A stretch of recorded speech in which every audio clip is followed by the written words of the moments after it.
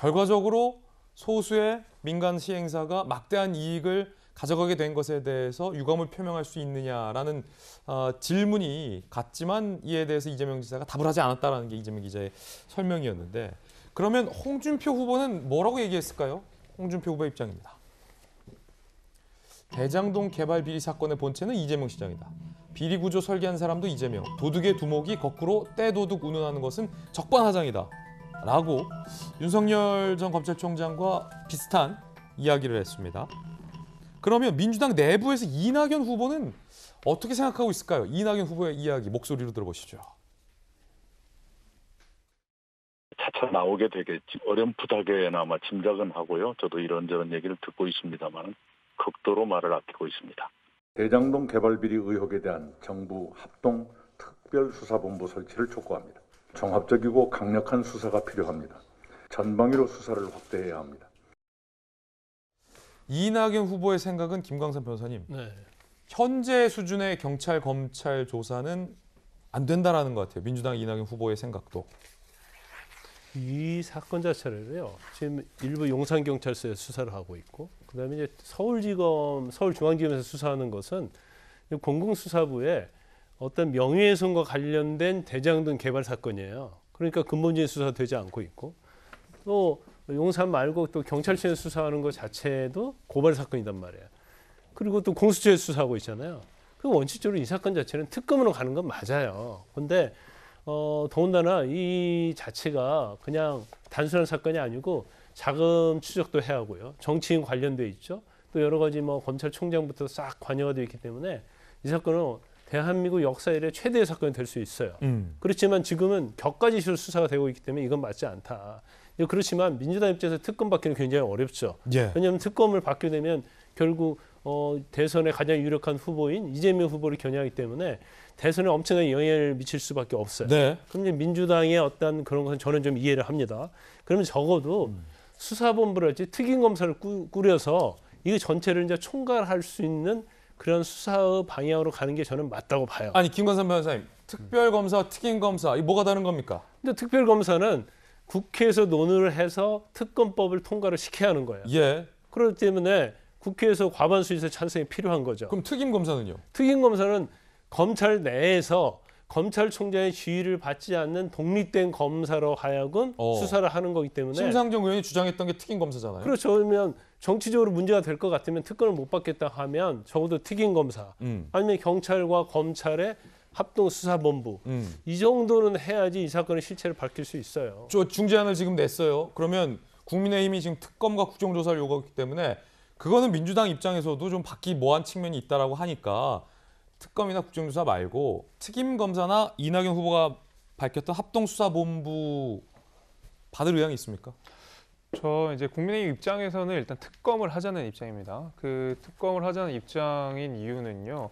아까 말씀드린 김광삼 변호사님 말씀하신 대로 이게 수사의 한계가 분명히 있습니다. 여러 군데 흩어져 있다 보니까 사건의 본질이 아니라 곁가지로 돌아가는 그런 문제들이 있고 사실 지금 말씀하신 여러 가지 뭐 특별수사본부라든지 뭐 특임검사까지 하는 것들은 결국에는 임명권자가 분명히 있지 않습니까? 대통령이라는 임명권자가 있고 그 행정부 수반에서 이루어지는 일들이기 때문에 사실 어떤 정치적 독립성을 갖거나 수사의 속도를 내기가 굉장히 어려운 부분들이 분명히 있습니다. 지금 말씀하신 대로 여기 굉장히 많은 이해관계인들이 있고 그들 중에서는 사회 유력 인사들이 굉장히 많이 포진되어 있기 때문에 정치적 압박에서 조금 자유롭고 정치적 중립성을 확보할 수 있는 특검으로 가는 것이 일단 맞다라는 생각이 들고요. 예.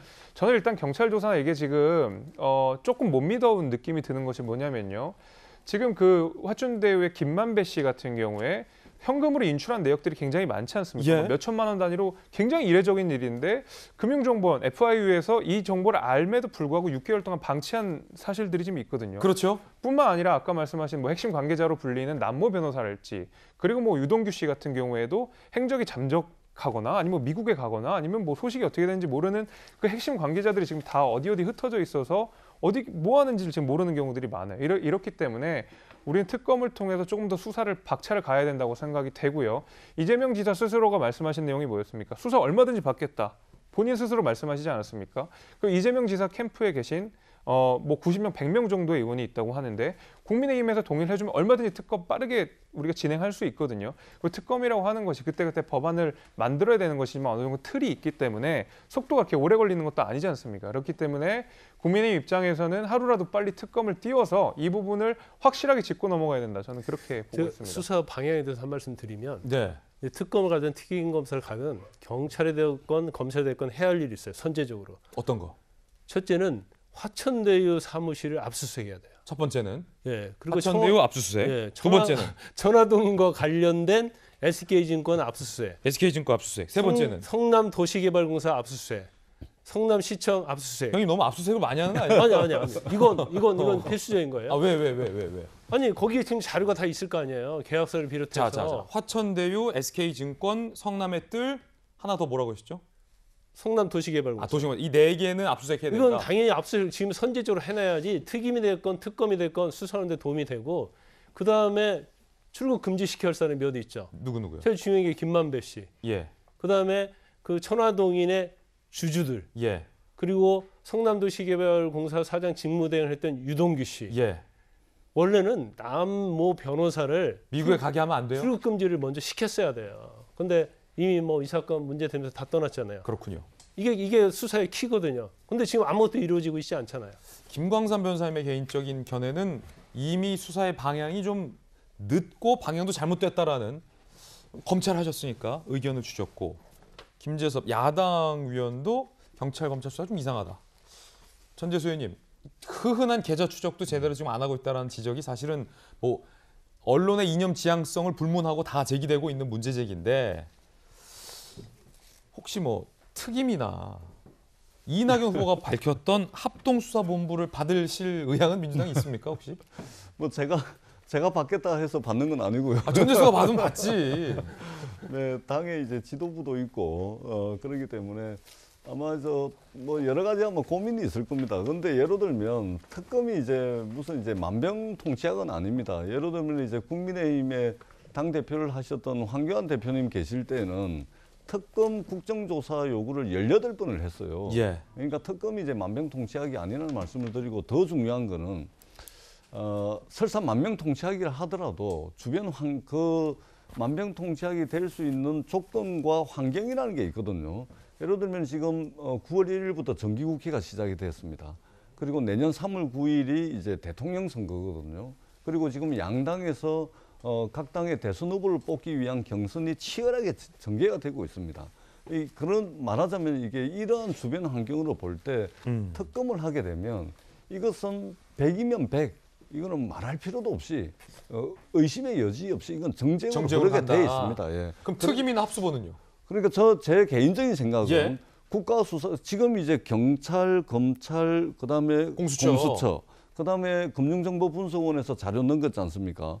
사실상 보면 어떻든 국가수사기관들이 좀 망라가 돼가지고 격가지로 이제 수사를 하고 있는데 요걸 다 모으면은 국가수사본부 형태가 됩니다. 네. 그러니까 기왕에 할 거면 제 개인적으로는 국가수사본부든 아니면 이제 검찰총장의 지휘를 받지 않는 특임검사도 당에서는 한번 검토를 해볼 필요가 있다. 야, 이 돌직구에서 오늘 그렇게 여야의 생각을 어떤 합니다. 예. 중재안이 나올 수도 있을 것 같아요. 특임이나 합수본 정도는 양쪽에서도 나쁘지 않은. 왜냐하면 이 같다. 수사는 간단하거든요. 우리 김광삼 변호사님 예. 말씀을 하셨지만 사실은 이 돈이 이게 뭐 1, 2억이면 이게 뭐 현금 찾고 뭐 이래저래 복잡하지만 이게 돈이 수천억이 왔다 갔다 한 거이기 때문에 금융계좌 추적하고 그다음에 핸드폰 압수해가지고 네. 포렌식 하면은 다 나오게 돼 있는 겁니다. 그렇군요. 그렇기 때문에 간단한 수사거든요.